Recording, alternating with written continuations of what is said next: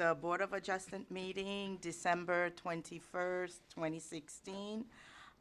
It is 6:35. And may we have a roll call, please?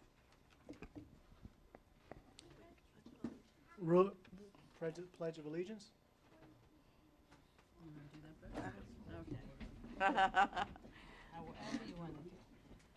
Sorry. The first item on the agenda is rightfully so, Madam Chair, is the call. Yes, Pledge of call Allegiance, to yes. order, and then the Pledge of Allegiance. Thank and you. we'll do the roll call. And let's go. I pledge allegiance to the flag of the United States of America and to the republic for which it stands, one nation, under God, indivisible, with liberty and justice for all. Roll call. Thank you. Rosaline Philippe, Here.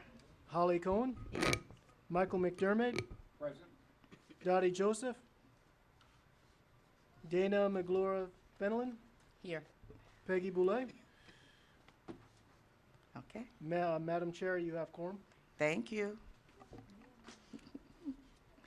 All right.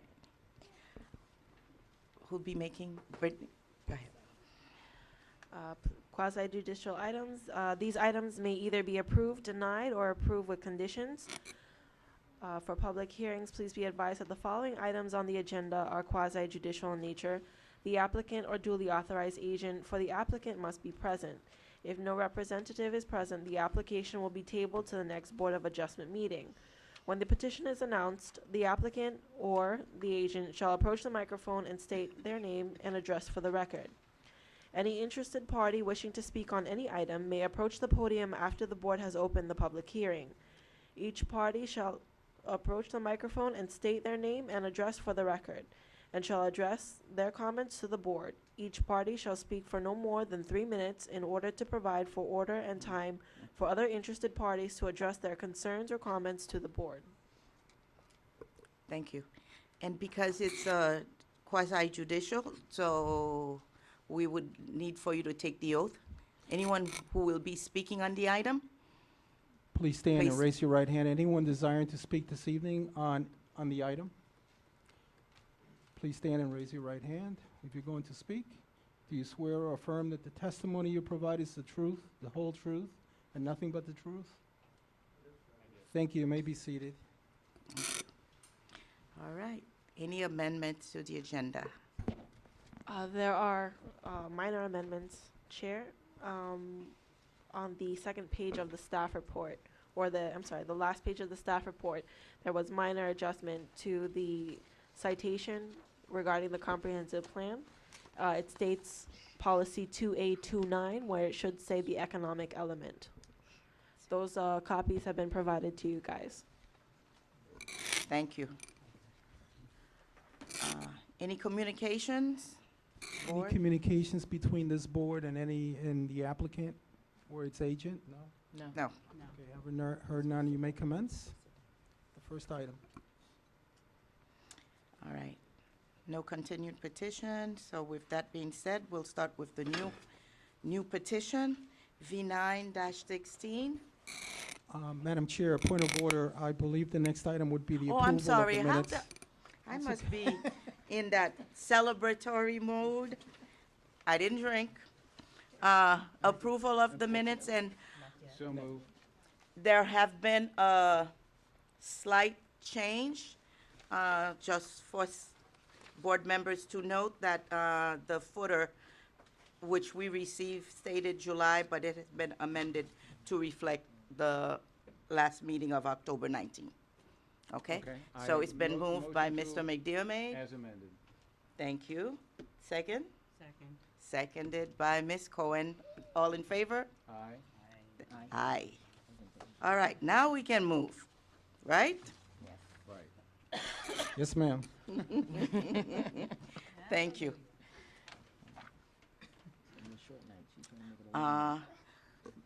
Brittany, go ahead. Item V916, Cartel Clippers Barber Lounge LLC, located at 671 Northeast 125th Street. Notice appeal from an administrative determination denying a certificate of use application pertaining to a barber shop to be located at 671 Northeast 125th Street pursuant to the provisions of Article 5, Division 22, Section 52203B of the Land Development Regulations. Said appeal to be reviewed under the criteria set forth in Article 3, Division 7, Section 3702A of the Land Development Regulations. The request before you is for an appeal based on a denial of a certificate of use application. On September 12, 2016, Cartel Clippers Barber Lounge LLC applied for a certificate of use to open a barber shop at 671 Northeast 125th Street within the downtown, which is in the C3 zoning. Reviewing the application, staff issued a zoning letter dated September 13, 2016, and denied the application on the grounds that the location did not meet the distance requirement as set forth in Section 52203B. The applicant, who already started doing renovation improvements to the location after being told by representatives from the property owner group, the location was previously a unisex beauty salon, and they're challenging the decision of the department and has therefore filed this notice of appeal, alleging that staff has erred the interpretation of the LDRs as they relate to the proposed barbershop use. Their appeal there is attached to your package.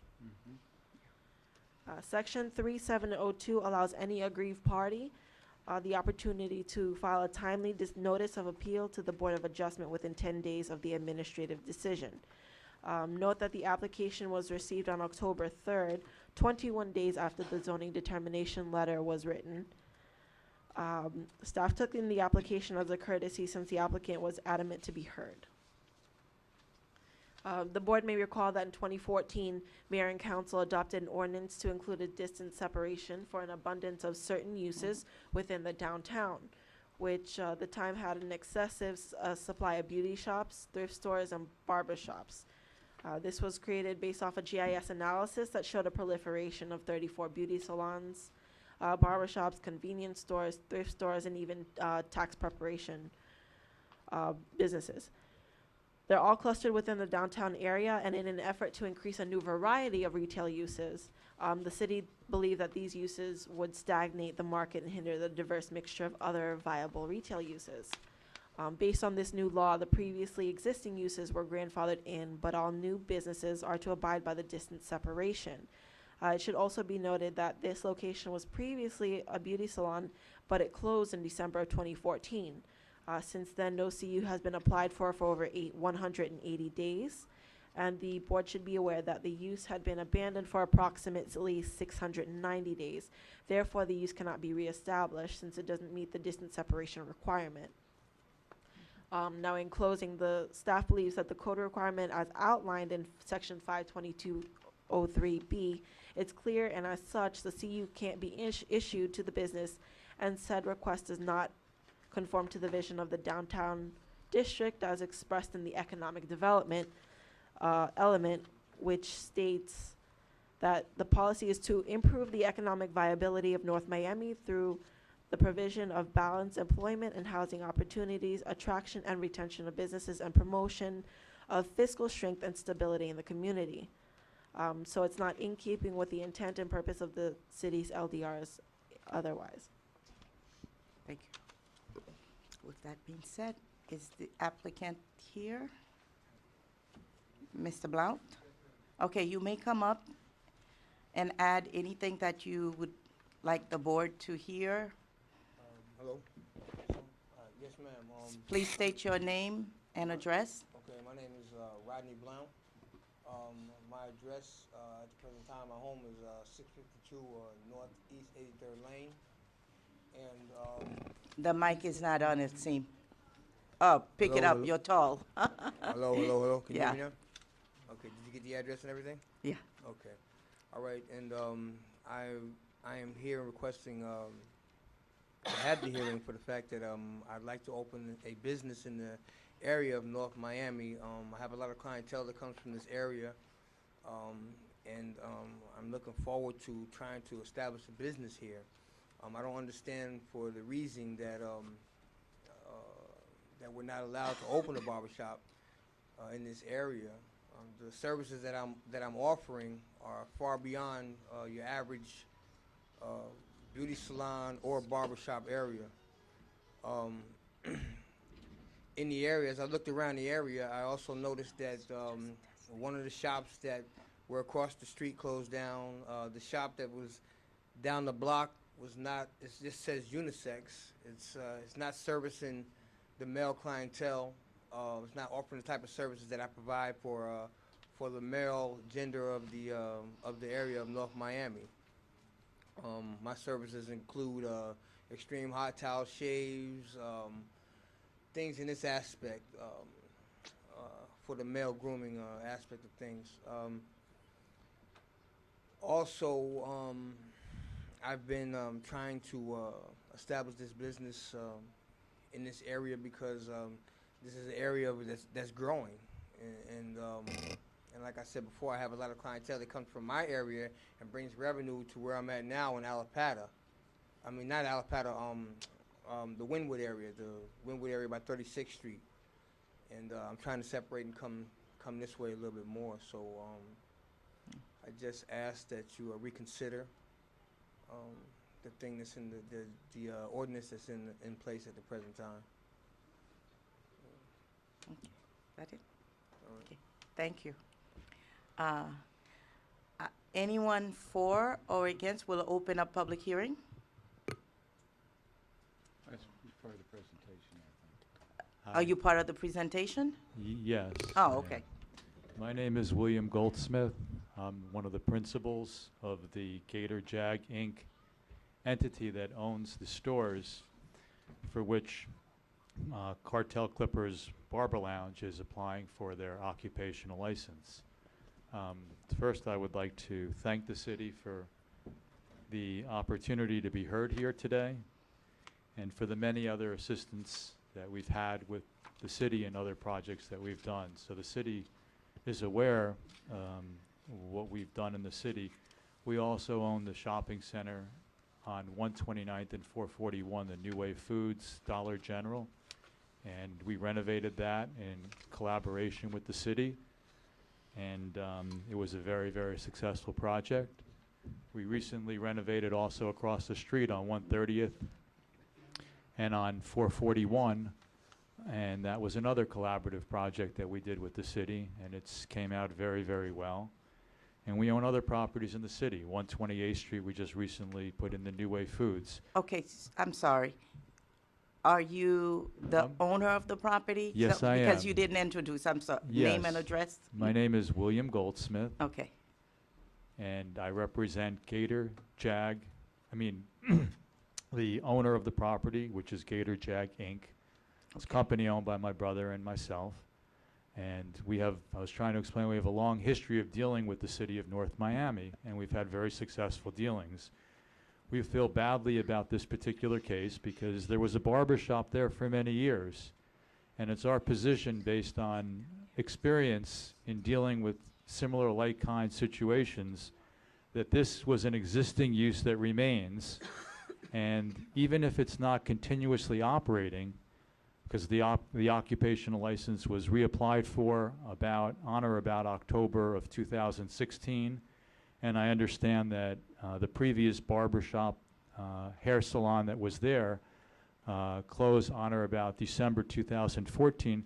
But it's our position, and we think that it's established law, that we never abandoned the use, that it was a prior approved grandfather use, and that if in fact the ordinance or the statute that was promulgated by the city of North Miami changes a prior existing grandfathered use, that we believe it constitutes an inverse condemnation for which we must be compensated based on the due process clause of the I'm not sure what it is under Florida statutes.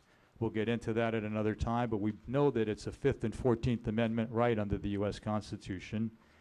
And we cannot just walk away from an existing grandfathered prior approved use. We understand that the city wants to change what's allowed in the city. And if there was not a prior use there, and we did not have improvements that were worth a lot of money, and we were not damaged, that the city could probably properly change the use, and we might not qualify for damages. We may wind up having the right to go in there and spend money, but we may not qualify for damage. But here we are definitely damaged. Arguably, we believe that since the property existed prior to the promulgation of the new statute, which prohibits this use within a certain distance of other operating uses, that in fact the city may not want it, but we believe we have the right to it, and we wanted to state that for the record so that we have a proper setting in which to appeal whatever decision the city makes if it turns out to be adverse to our position. I certainly would be happy to answer any questions the staff has. And as I said at the outset of this, we've had a very, very favorable relationship with the city. We've worked well with them in the past. One of our first properties that we had were these stores in North Miami, and that was 30 some odd years ago. We're now 150 projects along, and we've had this issue come up in other jurisdictions, and we've always won.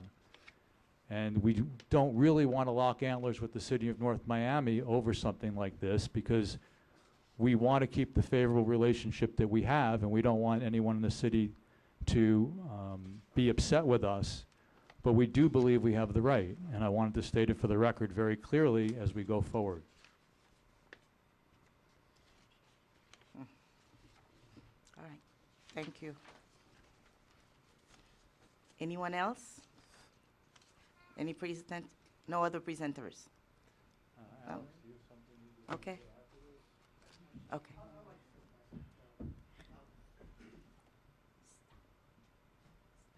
Thank you, everyone, for coming out so close to the holidays. I represent Mr. Brown. I'm the real estate broker. Mr. Brown, Please prior state, to... State name State and your name address. and Sorry, address my for name the is record. Greg Greer. You need my address? 1080 Northeast 104th Street, Miami Shores. I'm Mr. Brown's a broker. We looked throughout the area. We looked at other locations. One of the main reasons why Mr. Brown chose this site is because it already was built out on the inside. As Mr. Goldsmith has said, the previous tenant was a barber, and all the fixtures are in place, the plumbing's in place, the electrical's in place. It's pretty much a turnkey, opportunity for him to come into.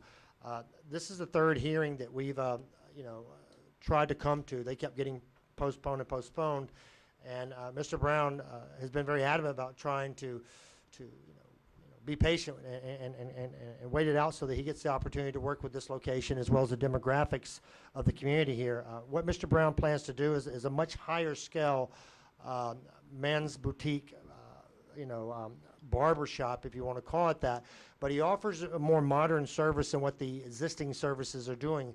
For the lack of use of a better description, the existing salons that are in the area are what we call kind of old mom and pops. They're serving a completely different demographic than what Mr. Brown. His clients are young, more professional. I'd like to say even higher income clients that he will be bringing to the area. He plans on decorating the property in a modern way. There's a few different examples that you might have seen around town that have popped up, and they're men's grooming salons, and they're very interesting, and they're quite successful. They create quite a strong income and a good tax revenue for the community. But again, Mr. Brown has been waiting for this opportunity to get heard for 90 days now, because for whatever reason the city has had to cancel every time, and he's also made significant investments in the property prior to running into the obstacle of not being able to get the occupational license. He's gone in, done renovations and some additional electrical and plumbing work in order to meet his needs prior to running in to the situation of not being able to get the occupational license. So we hope that you guys will really give him a fresh look at what he's trying to do, because it isn't your salon or barbershop that you have existing within your community that he's trying to do. It's going to be a much nicer, modern approach to the male grooming salon. So if you're looking to kind of break the repetitious mode of all the salons that are in the area, it's not the same thing. So I just would like to really point that out. Thank you very much. Thank you.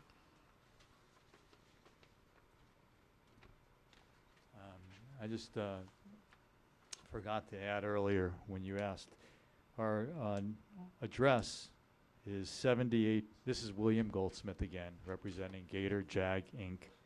And our address for the record is 7850 Northwest 146th Street, 4th floor, Miami Lakes 33016. And just for the record, owning and operate over 150 properties, including probably 100 shopping centers and a slew of stores, based on my experience, the improvements that we would be suffering damages for would be in excess of $100,000 if you add lost rents, hard construction costs, architectural and engineering fees, and other costs that we would have. And I just wanted to be on the record with that. Thank you. All right. For the record, clarification, there was a comment made by Mr. Greer that this was your third hearing, sir. I don't recall any other hearings. This is the first hearing you've had. Perhaps you meant another terminology, but this is the first hearing that you've had. Perhaps you've had other meetings with city staff, but this is your first hearing, sir. Not your second, not your third. Your first. This is the third month that we were told that there would be a hearing that he could come to.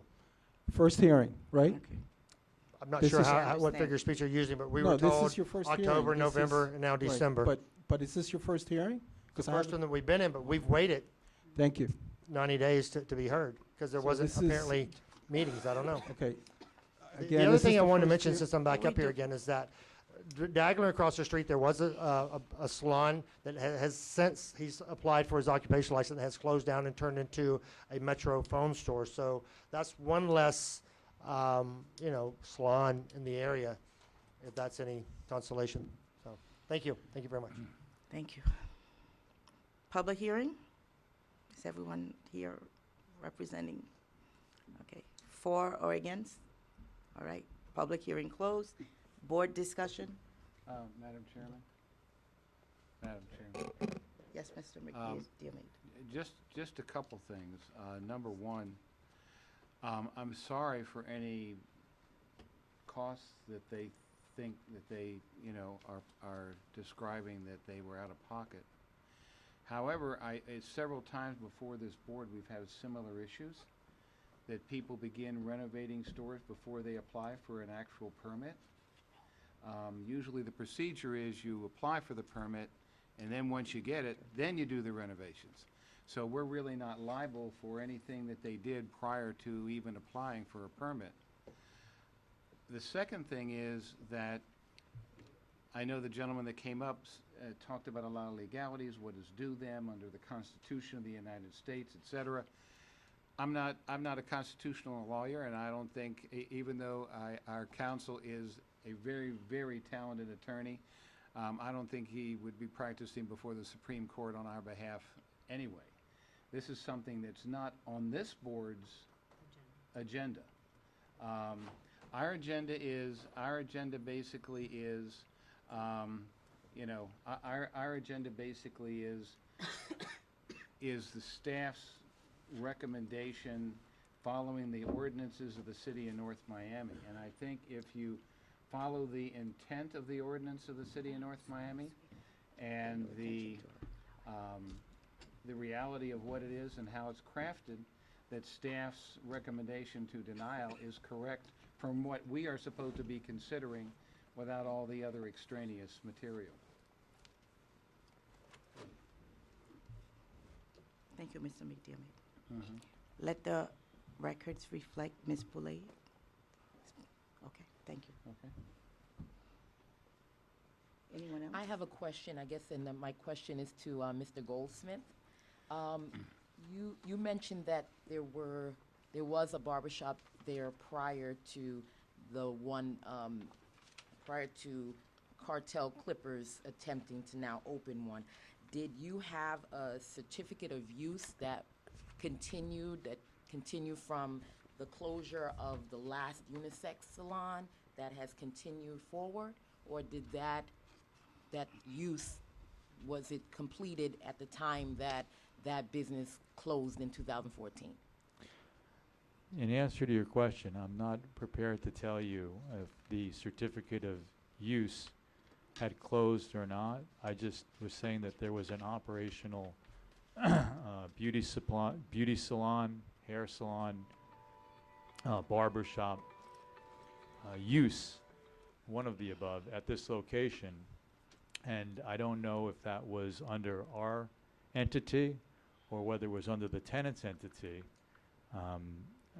I do know that we did the city told us to reapply, and when the tenant reapplied under his name, he was denied. And in answer to the previous comment, we did not make $100,000 or so of improvements to the demised premises. What I was saying is that there was infrastructure there with electrical, plumbing, and air conditioning and other improvements that lent itself to this particular use, and that we would be damaged if we had to go remove all this stuff and put in another use. And we would also be damaged by losing this particular tenant who this place was custom made for this exact type of use. And we don't believe that a use is abandoned because a certificate of occupancy, a CO, is not continuously operating under the prior use. We believe that the use was allowed and that the ordinance was changed, but that the use, since it was originally approved and zoned for this, that if you change the zoning, that you have to grandfather in all the other prior uses. If you don't, and you change it, and then people want to reuse it for the same exact purpose, and there's only a lapse because one business went out and the other went in and everything else is identical, we don't believe that that's allowed. And we have litigated this issue before, and we were successful.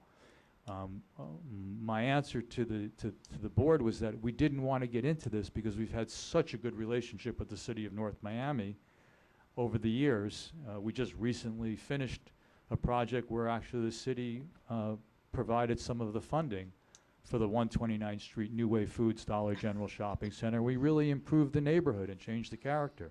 And we had such a good relationship when we did the same thing across the street under the beautification program. And we had such good feelings and such good things. We didn't want to risk that or have any adversity towards us, but we do feel very strongly that we are correct here. And we do know that we are damaged. The exact timing of the prior occupant and the entity that it was under, we don't think that that changes the fact that it was a prior existing legally permissible use that we had used, and the only change is that a period of time elapsed since one occupant was occupying and the next one came in. It's not like we're trying to put in a new use into a building that had previously not been used for that, which we think we would be allowed to do anyway. But this is something different where we had that exact use and then all of a sudden it's no longer allowed, and we've already have a place that's perfectly built out, so we would be damaged. Madam Thank you. Chairman? Another Every- question? Well, no, I don't have a question, no, just a comment. Thank you, sir. Just a comment that what he's speaking about is legalities that is not before this board to decide. This board, to me, as a Board of Adjustment, we have a decision that has come to us by staff saying that it doesn't, because of all the criteria that they set out, that this does not fit in this particular area. All the arguments he gives is about damages and about what is and what does, and opinions that can't be satisfied by this board. We're not here to do the arguments of the pro and cons of the legal matters of what he believes versus what the staff believes. We're here to decide whether or not that under the current laws of the city of North Miami, is this a permitted use? And the answer is no. If it's okay, ma'am, I'd like We to just understand. interject. What I'm trying to argue is that we have a hardship, And a hardship is something that is properly heard before the Board of Adjustment.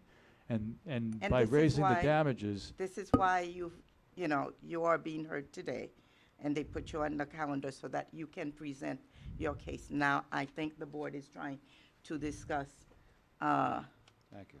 their own concern as it relates to the issue. As a clarification to Mr. McDermott, the constitutional arguments that are being presented to you this evening are beyond the scope of this board. So as he accurately stated, such arguments are left to the court. So we have to presume understand. that the code, which has been in existence for some years now, probably, before Gator purchased the property, and I think that is the case here. The code went through the planning commission, was unanimously adopted, and at 2 hearings subsequent to that, it was also heard and adopted by the mayor and city council. So the constitutional arguments are beyond the scope of this forum with this evening. but As far as the 180 days, there is plenty of law, in addition to our code, that specifies that a voluntary cessation of use of a property for 180 consecutive days constitutes abandonment of that use. And as you all well know, all non-conforming uses shall terminate if abandoned. To answer your question, Ms. Fenelon, the certificate of use are renewable every year. So if the property was in fact being used as a salon or a barber shop, which are both, under the 1,500 foot radius, we would have a certificate of use for the prior business, and we don't. Thank you. Thank you. And, Your Honor, Ms. Mayor, if I could say, I am familiar with the position that the city's taken. There is ample law to the contrary, that 180 days is not considered an abandonment of use, but it doesn't change our reason for appearing before this board, which is to show that we have a hardship, and we don't necessarily believe that a hardship is something that the board would not consider in situations where a use had already been there for this exact purpose, and then we're just trying to reopen that existing use. If it were a new use, we would understand the board's position better. We would still disagree, but we would understand it better. We think we have a legitimate hardship, and just the sheer cost of putting in all the infrastructure, the architectural, engineering, mechanical, electrical, plumbing, and other improvements that would be necessary to replicate this exact value that we have is something that the board should correctly and properly entertain as it evaluates whether or not we have a bona fide hardship. Thank you. I'd like to continue with the board discussion. Ms. Cohen, do you have something to say? No, actually. Okay. Excuse So me. your hardship is merely financial?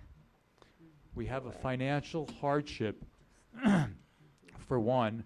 We also have a hardship that I don't know that we're going to find another tenant right away for this particular place. It lends itself to a barber shop, and that's a difficulty. Plus, we did nothing. We've not done anything to create this hardship. We had a property. We used it for this purpose. We made note. We didn't do anything wrong or do anything. We just had one tenant go out of business, and we're trying to put in another. So the hardship was not self-imposed, is what I'm trying to tell you. So prior to you getting the new tenant from this last situation, you did not know that the certificate of use would change the terms of how the property would be used after that tenant leaves? I'm not understanding. Can you say that again? Okay, so for the original use of the property, everything was okay. Then you went and used it for something else, and now you want to use it for the previous use of the property, correct? For the first use of the property? Yes, we want to reuse it for the identical use that it was previously approved for. So It was my vacant 2 question- years.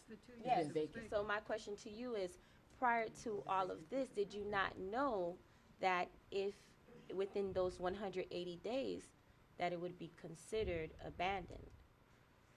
I don't know if we had notice that this use would be deemed abandoned, but even if we were to have received it, we still don't think that it validly applies to us. And we still think that even if it were to apply, which we don't think it does, that this board would be the proper board in which to raise the argument that we have a hardship and would they consider allowing us to reuse it for this particular purpose. We understand that this is the way that we have to go to exhaust all available administrative remedies before we go forward. We were hoping to get a lending ear and a cooperative ear with the city. We've been a good property owner for years, and we intend to use, we intend to keep on having a good relationship with the city. We're just trying to get some cooperation so that we don't get damaged, and we have to make every effort that we can not to lose this opportunity. Yeah. Okay. However, again, I go back to my original point. They would have known all this if they have requested a permit for the use prior to beginning the work. new tenant. Yeah. Yes. That was my next Yeah. question. Yes. In your packet, there is an attempt to apply for a certificate of use by Mr. Blount, the business owner. And it is part of the evidence here, and it is telling because it is an incomplete application. It's not even signed by the property owner who's before you. So therefore, and it's in bold and it's in red, if you go to that page, you will see that it was rejected. And perhaps that caused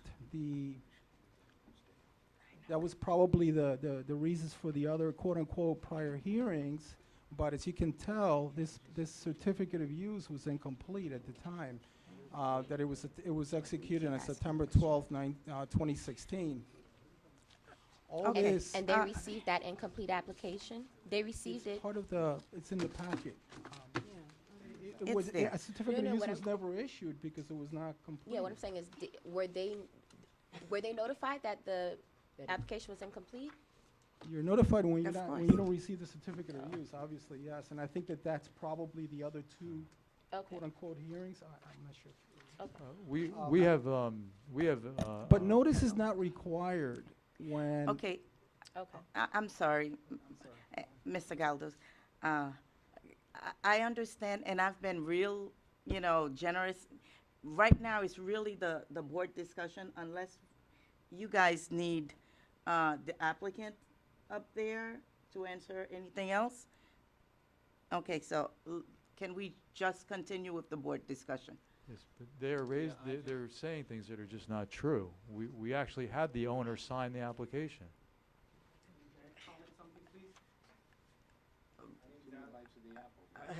I know. Are you going to? No. Okay. We've had the time for the applicant to make the presentation. There's been no one up for pro or against because everyone attending, they are part or related to the applicant. I think right now we just need to deal with the board discussion. Thank you. Ms. Cohen? Questions? Just, No, I really don't. Okay. I have one question, just to be sure I'm clear on it, is that this restriction went into effect when? In 2014. In 2014, okay. Because I know it was enacted at that time, but I wanted to be sure it went into effect On April 2014. So since April 2014, you've had various hearings on the matter before that ordinance was adopted. Certainly, the applicant, who probably was not in existence at the time, would have, at that point, that would have been the opportunity for the applicant and others in the community at large to voice their agreement or disagreement with this ordinance. Again, it passed the Planning Commission unanimously. It also passed the City Council at 2 readings unanimously. And it was based on an analysis that was done by a consultant. So it was based on fact.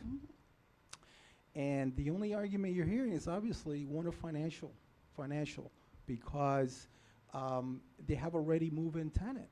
And, there would be, we're not saying that the property owner is a bad property owner. We're just saying that this particular use is not allowed because there are 4 other existing similar uses within the limitation of 1,500 foot radius. So Mr. Blount is obviously welcome to open up that business anyplace else, or wait until some of the other uses move away, and then he can open. We're not saying you can't open in the city of North Miami. We're just saying you need to move at least beyond 1,500 feet And from the other pre-existing use. how long was this property, how long ago was this property purchased? Yeah, that was my question. I guess we can ask. I would defer to the property owner. I'm sorry, what was your question? How How long long- ago was this property purchased? Probably over 30 years ago. Okay. But And, it's been vacant for the past 2 years? Pardon me? And Vacant? so that means that the actual ordinance was adopted under the watch of the very same property owner who is now voicing his disagreement with the ordinance. Okay, Yeah, that's all I that's need what to I Okay. know too. That's it. Thank you. All right. So no other discussion? No other. Okay, do we have a motion? I'll move to deny. Yeah. Okay, I'll second that. moved by Mr. McDermott to uphold the staff recommendation and seconded by Ms. Magloire. Okay, roll call.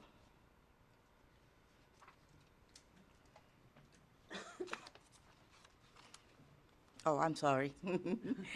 He doesn't know our name. Not yet.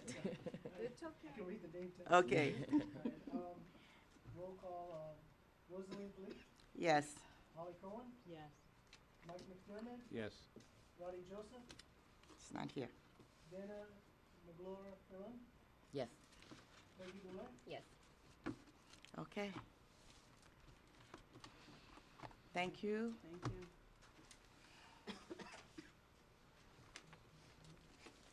All right.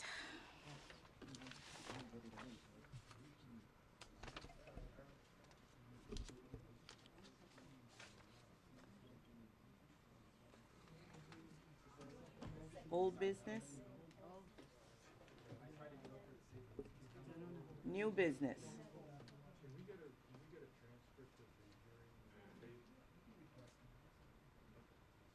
Okay, Yeah, it's available. no new business, no old business?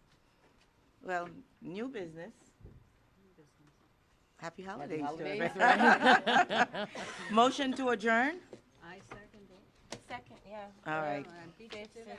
All of All right. And you guys? I got the signed both for message? you. Yeah, I mean, not both, the one that Brittany gave me. And you got the message that I would be late?